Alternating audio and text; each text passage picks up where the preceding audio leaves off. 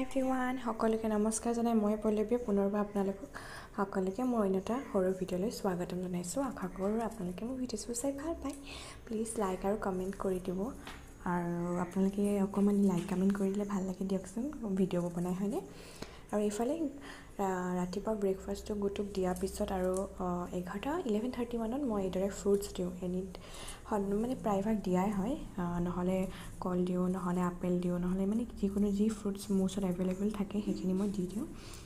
তাই এতিয়া যিহেতু অলপ খাব পৰা হৈছে মানে আগতে এইটো পিউৰি বনাই দিছিলোঁ এতিয়া পিউৰি বনাই নিদিওঁ এতিয়া এইদৰে মানে আধা আপেল এইদৰে সৰু সৰুকৈ কাটি দিওঁ তাইক খাবলৈ নহ'লে তাই মানে কি কৰে গম পায়নে মুখত গোটেইখিনি ভৰাই লয় যদি সৰুকৈ কাটি নিদিওঁ তাই ডাঙৰকৈ খাই মানে ডিঙিত অক কৰি থাকে মানে সেইকাৰণে তাইক মই এইদৰে সৰু সৰুকৈ কাটি দিছোঁ এতিয়া দেখিছে আমাৰ গুটু বহি আছে